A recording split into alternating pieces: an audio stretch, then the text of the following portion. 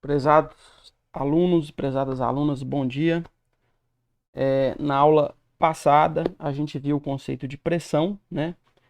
Que é força dividido pela área. Quando você tem uma força perpendicular a uma superfície com uma certa área, se você dividir o módulo da força pela área, você tem o conceito de pressão. E a gente também falou um pouquinho sobre a pressão atmosférica, né?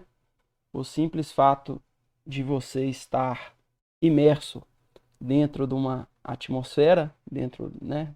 Nós estamos aqui, as moléculas de ar, né? Vão colidir sobre o seu corpo e a gente vai ser pressionado, né? Vai existir uma força te pressionando e como a gente também tem uma superfície e uma área, então a gente está sentindo aí o efeito da pressão atmosférica.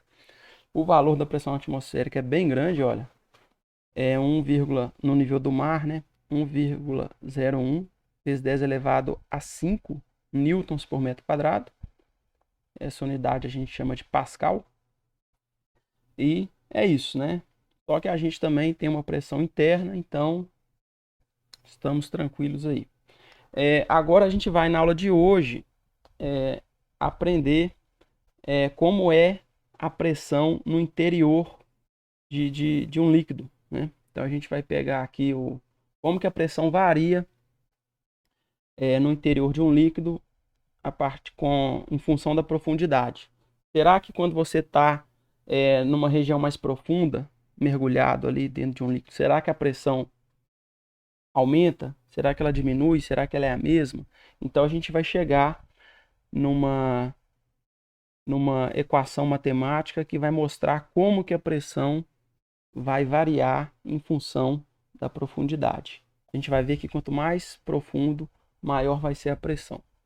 Então, essa primeira parte eu vou fazer a dedução matemática dessa lei, que é conhecida como lei de Stevens, e a gente vai chegar no resultado. Eu vou mostrar para vocês verem que essa equação ela não sai de mágica, nem é nada, uma coisa que saiu sem pé nem cabeça, que foi inventada, né? Isso daí vai partir, essa lei de Stevens, ela vai ser simplesmente uma consequência das leis de Newton. As leis de Newton são leis da natureza, a gente parte do princípio que elas são verdade, né? Pelo método científico, o método científico dá respaldo a elas, né? Elas dão certo com os experimentos, por isso a gente acredita. Então, partindo das leis de Newton, a gente vai chegar aqui na lei de Stevens, tá? Não precisa preocupar muito com os detalhes da dedução matemática, é mais para que vocês vejam isso uma vez na vida. O que vai interessar no frigir dos ovos é que vocês entendam a lei e saibam aplicar em uma situação qualquer. Então vamos lá. Então vamos considerar aqui que a gente tem aqui um recipiente e esse recipiente foi preenchido aqui com um líquido qualquer, tá ok? E aí vamos imaginar a seguinte situação. Vou imaginar que aqui dentro eu vou considerar aqui um volume imaginário, né? Aqui é um volume retangular, então dentro do líquido eu vou imaginar um certo volume imaginário de líquido. É um pensamento abstrato, tá, gente? Então imagine que você tem aqui um grande recipiente cheio de líquido e que eu vou concentrar minha atenção num certo volume imaginário de líquido aqui. E esse volume aqui de líquido, que está aqui delimitado pelas retas pontilhadas, ele está circundado, né, pelo restante do líquido, que está em torno dele aqui. Então, o que acontece nessa situação? Vou pensar fisicamente o que acontece com esse volume de líquido aqui, ó, em termos de forças, né, em termos de lei de Newton. Então, essa quantidade de líquido aqui, delimitada, né, por essa região, tem um peso, sofre atração gravitacional da Terra, então tem um peso que é uma força para baixo, tá aí o vetor, né, peso desenhado. Só que esse líquido aqui, ele vai sofrer, ele vai interagir, né, com o líquido circundante. Porque a gente, no nível microscópico, a gente está falando de moléculas que têm um movimento meio que aleatório, colisões e tudo mais. Então, além do peso, essa região aqui, esse líquido que está aqui dentro, né? Esse aqui é um volume, lembrando, imaginário, tá? É um líquido dentro do próprio líquido, seria mais ou menos isso. Então ele vai sofrer aqui, devido à interação com o líquido circundante, pressão de todos os lados, né? Vai sofrer uma força, né? Então esse líquido aqui dentro, né? Ele vai sofrer uma força para a esquerda aqui, nessa lateral, desculpa, para a direita, nessa lateral. Já na outra lateral, devido às interações, às colisões das moléculas, a força vai ser para a esquerda. A parte de cima aqui interage com a superfície superior, né, desse volume, vai exercer uma força pressionando ele para baixo. E a superfície inferior, né, desse volume imaginário vai sofrer uma ação do líquido circundante aqui. A vizinhança vai exercer uma força para cima. Então eu tenho esse diagrama de forças, eu imaginar essa porção de líquido aqui no centro, né? Então eu tenho o peso desse próprio líquido, puxando ele para baixo, e tenho forças, né? Essas forças na horizontais, que vai atuar nas paredes, né? Paredes entre aspas, nas paredes laterais, e eu tenho essas forças aqui também ao longo da vertical, né? Então o líquido circundante vai exercer uma pressão, consequentemente uma força em toda a superfície aqui desse volume imaginário. Bom, por simetria, nesse problema aqui, não tem nenhum motivo físico para que a força que está para a direita seja diferente da força que está para a esquerda. Então não tem nenhuma razão física para que uma força seja maior que a outra. Então elas vão se cancelar. O que vai sobrar então é a força peso para baixo, uma força que atua na superfície inferior, né, para cima, e a força que atua na superfície superior para baixo.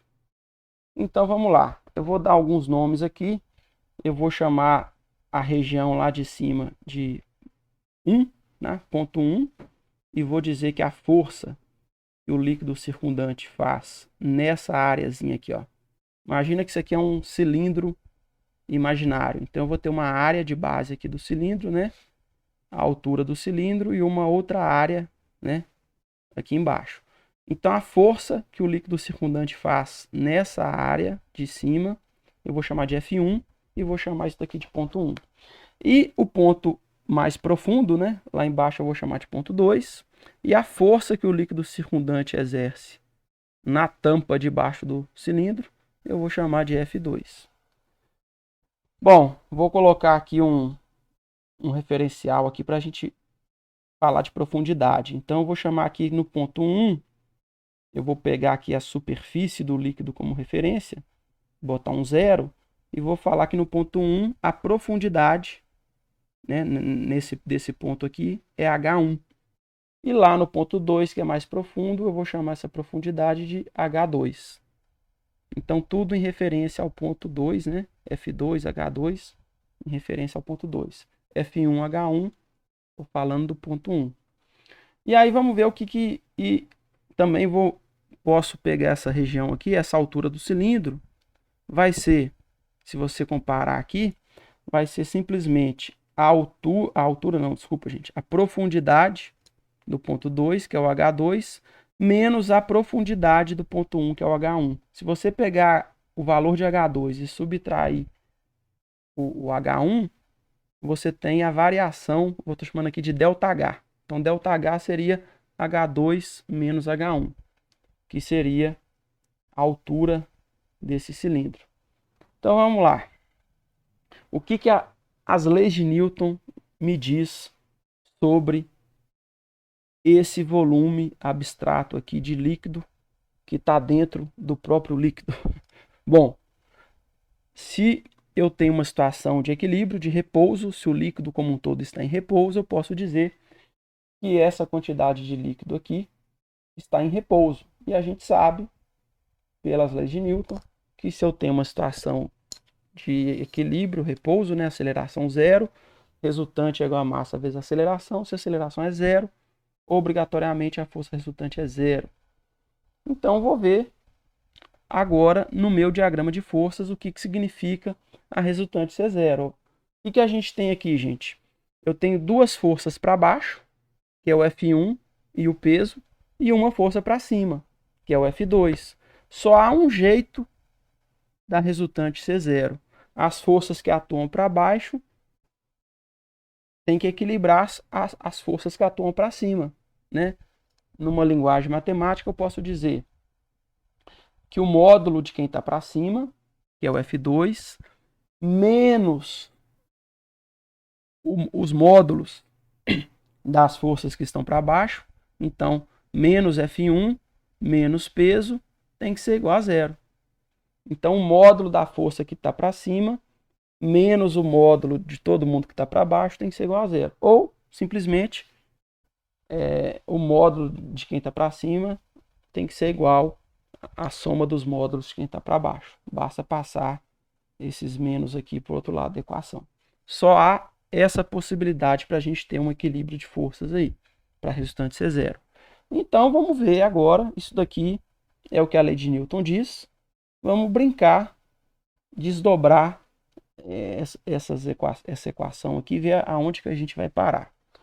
Eu quero falar de pressão, então eu sei que a força F1, que atua na parte superior do cilindro, é devido à pressão que o líquido circundante está exercendo ali em cima. E sei que a força F2, que está na base de baixo do cilindro, é uma força devido à pressão, né, do líquido circundante.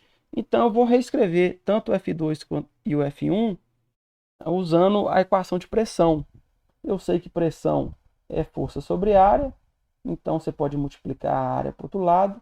Você pode escrever que a força, se a força estiver conectada com uma pressão, né, você pode dizer que a força é a pressão vezes a área aonde aquela força está atuando. Então eu vou chamar a área da base do cilindro, tanto em cima quanto embaixo, né, é a mesma área, vou chamar de A. Então vamos reescrever isso daqui agora, só que no lugar do F2 e do F1, eu vou usar que a força eu posso escrever como produto da pressão vezes a área. Então como é que fica? Ó, F2 menos F1 menos peso igual a zero, mesma coisa de antes. No lugar do F2, eu vou colocar a pressão no ponto 2 vezes a área. Não preciso colocar a área 2, porque a área 1 é igual à área 2, né? A área do cilindro embaixo e cima é a mesma, então você pode usar o mesmo nome sem problema. Menos F1. No lugar do F1, eu vou usar pressão no ponto 1, né? Até agora eu não sei se essas pressões são iguais, são diferentes, daqui a pouco a gente vai saber. As leis de Newton estão levando a gente vai levar a gente para algum lugar. Então F1 vai ser pressão 1 vezes a área e o peso vou substituir aqui por mg, onde m é a massa dessa porção de líquido, né? E g é a gravidade. Então já deu uma... Vamos brincar um pouco mais aqui. Aqui está a equação onde a gente parou. Só que eu quero eliminar a massa, porque quando a gente está trabalhando com líquido, é muito mais fácil você trabalhar com a densidade, porque a massa depende do volume, né? Quanto maior o volume, maior a massa. E a densidade de um líquido, geralmente, ela é tabelada, né? E é um valor que independe da quantidade, né? Do volume que você está considerando. A densidade é uma característica da substância. Então eu sei que densidade é massa dividido por volume.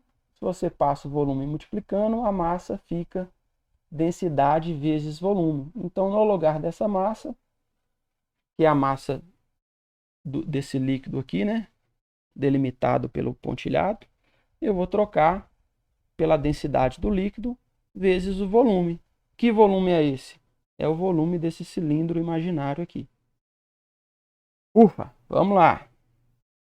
Por enquanto não fiz nada. Aqui é a mesma coisa do slide anterior. Agora eu também vou tirar fora o volume, tá? Eu vou escrever o volume do cilindro como a área da base do cilindro, que eu já chamei de A, vezes a altura. E a altura do cilindro está relacionado com as profundidades dos pontos 1 e 2. É a altura do cilindro, que eu estou chamando de ΔH, né? Vai ser H2 menos H1. Então eu posso falar que o volume do cilindro é a área da base vezes o ΔH, que é a altura do cilindro. Então, no lugar do volume, eu vou substituir por área vezes o ΔH. Então vai ficar desse jeito. A coisa está ficando bem esquisita, né? Mas vamos lá. Agora a gente já vai poder... Eu vou só subir essa equação para cima. É a mesma equação, tá, gente? Não mudou nada. Mas aqui acontece uma coisa interessante. Todos os termos têm a área. Exceto zero, né? Mas zero vezes qualquer coisa é zero, né? Então, o que você pode fazer? Você pode dividir ambos os lados da equação pela área e essa área vai sumir. Se você pega uma equação e divide os dois lados pela mesma coisa, você não está alterando a equação continua válida, né? Então, quando você divide ambos os lados pela área, nesse termo aqui a área some, aqui também some,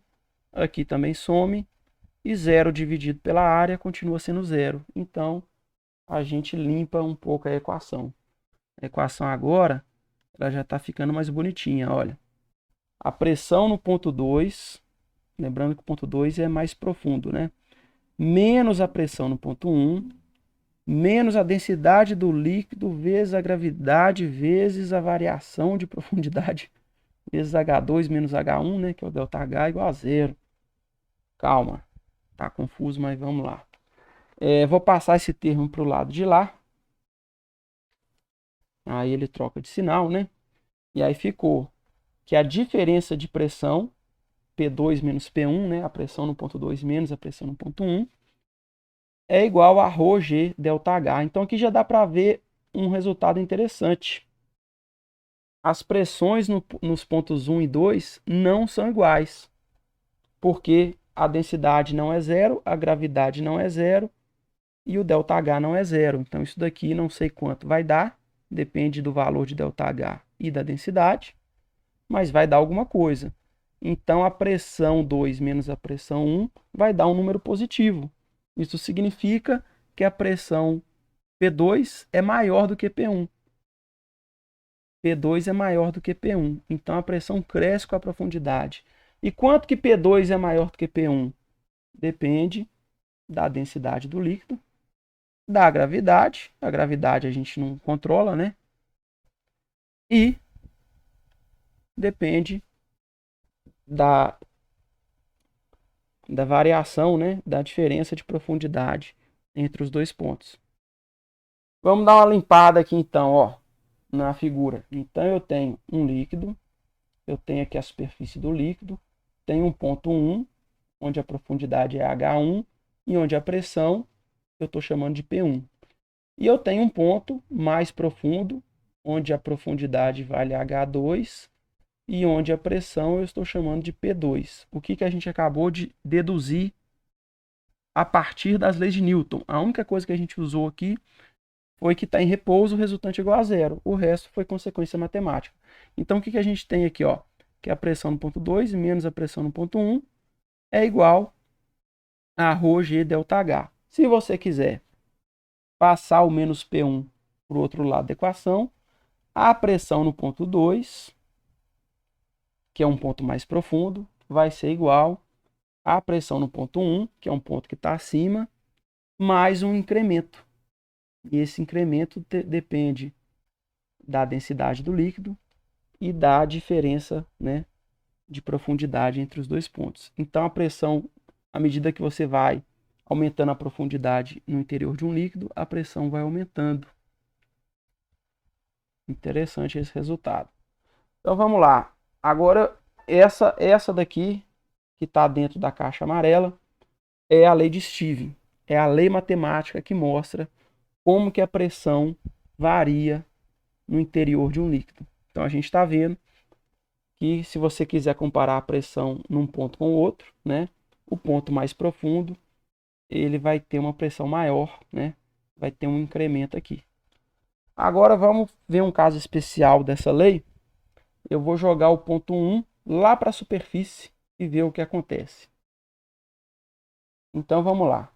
Então tá aqui, a lei de Stevens está aqui, né?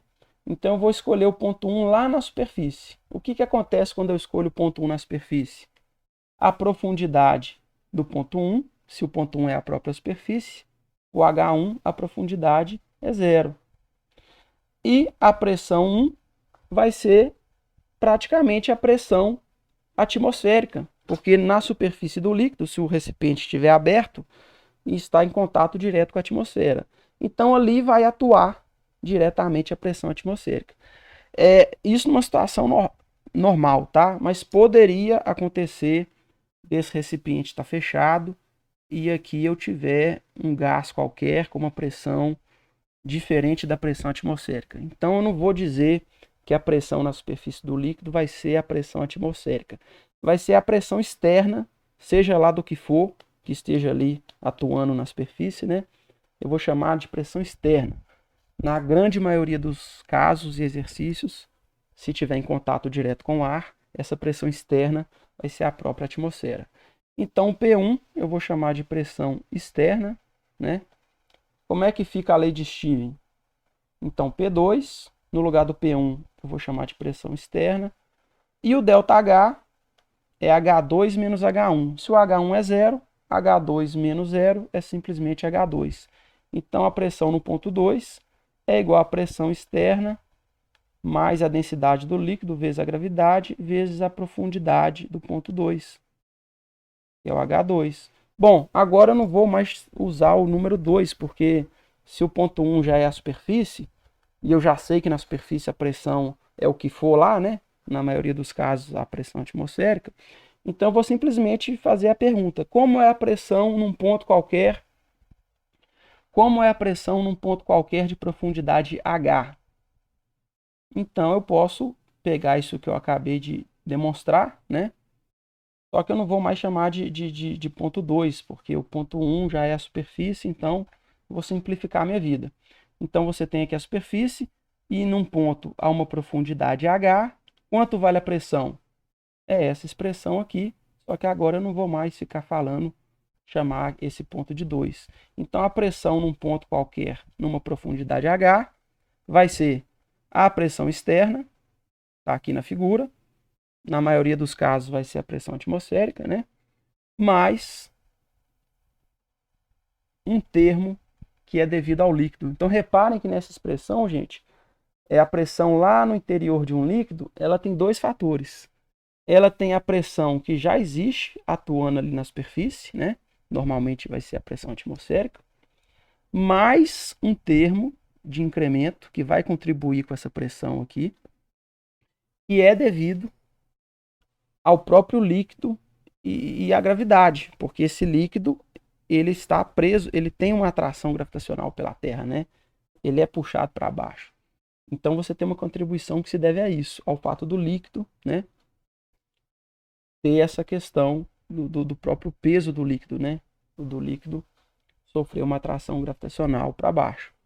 Então você tem que a pressão tem esse termo aqui, que é uma contribuição do líquido. Então, quanto mais profundo você está, a pressão naquele ponto vai ser a pressão que existe lá na superfície, mais um incremento que se deve ao líquido. E olha que interessante. Quanto maior a profundidade, maior vai ser esse termo, maior vai ser a pressão. Então, quanto mais fundo, maior a pressão. E também depende da densidade. Então, se você tiver dois líquidos diferentes, na mesma profundidade, em qual deles a pressão vai ser maior? Naquele onde o líquido for mais denso, onde a densidade for maior. Então é isso. Para arrematar aqui um exercício, para a gente fechar, calcule o valor da pressão em um ponto situado a 1000 metros de profundidade no mar. Considere a densidade da água do mar igual a 1,02 gramas por centímetro cúbico. A pressão atmosférica igual a 1,01 vezes 10 elevado a 5 Pascal. O Pascal é Newton por metro quadrado, já está no sistema internacional. E a gravidade, para simplificar para vocês, 10 metros por segundo ao quadrado. Então vamos calcular isso. Eu quero saber quanto vale a pressão a 1000 metros de profundidade no mar. Então nós vamos usar essa equação aqui, ó. Isso aqui não é o mar, né? Mas se fosse, eu queria saber a pressão num ponto, quando o H vale 1000 metros. Então a gente vai pegar essa equação e vamos substituir os valores. No lugar da pressão externa, que é a pressão da superfície, né? No caso do mar, a pressão externa vai ser a atmosférica. Então eu vou substituir 1,01 vezes 10 a 5 Pascal, mais ρGH. O ρ é 1,02 gramas por centímetro cúbico. Cuidado, grama e centímetro não fazem parte do sistema internacional. Então você tem que converter para quilograma por metro cúbico. Eu já mostrei na aula anterior que quando você passa de grama por centímetro cúbico para quilograma por metro cúbico, aparece um fator de 1000. Então, fazendo essa conversão, a gente vai ter que o ρ é 1,02 vezes 1000, ou 10 elevado a 3, né? Quilograma por metro cúbico. Agora tá beleza, tá no sistema internacional. A gravidade já foi dada no sistema internacional, né? E a profundidade, o H, é 1000 metros. E metros também faz parte do sistema internacional. Agora vai ser só alegria, porque todo mundo tá bonitão aí na equação, todo mundo no sistema internacional. O que me garante que o resultado dessa conta vai ter que dar também no sistema internacional. E pressão é força por área, então vai ser Newton por metro quadrado ou Pascal.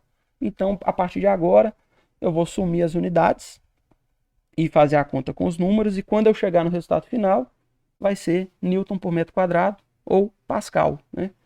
Então, tá lá, o primeiro termo está aqui, 1,01 vezes 10 elevado a 5, 1,02, e aqui eu só tenho potência de 10, ó, então eu estou multiplicando já a potência de 10. 10 elevado a 3 vezes 10, 1000 é 10 elevado a 3, né? Então 3 mais 1 mais 3 vai dar um 10 elevado a 7 aqui. Agora é preciso tomar muito cuidado. Você não pode somar 1,01 com 1,02, porque a potência de 10 é diferente. Um está 10 elevado a 5, outro está 10 elevado a 7. Agora, olha que interessante. Esse termo do 10 elevado a 7, ele vem do termo aqui, da lei de Stevens, que é devido ao líquido, né? E o primeiro termo é a pressão atmosférica. Reparem como a contribuição do líquido para a pressão lá, naquele ponto a 1000 metros de profundidade, repare que nesse exercício, nesse exemplo, né, eu estou a 1000 metros de profundidade, então uma profundidade muito grande. Olha como é que esse termo é bem maior do que o outro. 10 elevado a 5, 10 elevado a 7 aqui. Então esse termo é 100 vezes, aproximando, né, 100 vezes maior do que a influência ali, a contribuição da pressão atmosférica. Então, para vocês sentirem o drama, né? Bom, então como é que eu faço para somar se as potências de 10 são diferentes? Eu vou ter que escrevê-los na mesma potência. Então, ou eu vou ajustar a potência aqui para 10 a 7 e andar com a vírgula aqui, ou vou ajustar esse cara para 10 elevado a 5 e mexer com a vírgula ali. Então, fazendo isso, eu achei mais fácil transformar o 10 a 7 em 10 a 5. Como eu dividi por 100, né? Para o 10 a 7 virar 10 a 5, eu tenho que multiplicar 1,02 por 100, porque eu não posso alterar o número.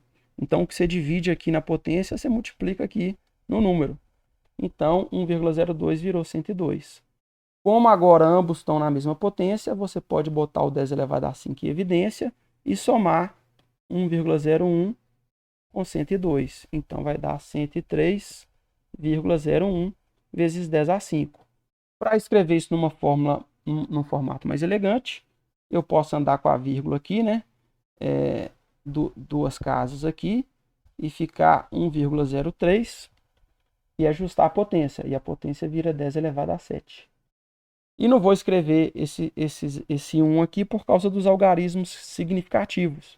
Porque nos meus dados, eu já tenho o duvidoso aqui, no 0,1, né, da pressão atmosférica, e já tenho o duvidoso no 2, né, do 1,02 da densidade. Então, esse esse número aqui não faz muito sentido para mim, né? Eu não tenho precisão para ir até aí. Então, vou arredondar aqui. Vou simplificar minha vida. 1,03 vezes 10 elevado a 7 newtons por metro quadrado, que é Pascal. Porque eu já tive o cuidado de botar todo mundo no sistema internacional lá na primeira linha. Então é isso. Por hoje é só. Aquela tarefinha tranquila para vocês se divertirem. Aquele abraço.